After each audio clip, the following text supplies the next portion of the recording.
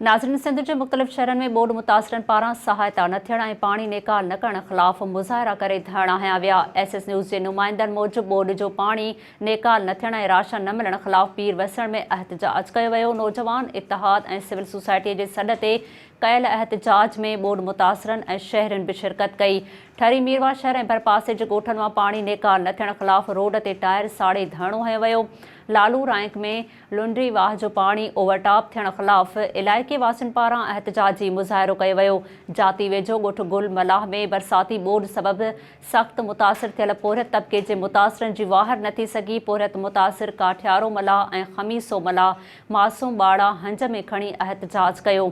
शहदादकोट में relief camp मां 2 ॼणनि खे गिरफ़्तार करण ख़िलाफ़ बोर्ड मुतासिरनि पारां एहतजाज कयो वियो।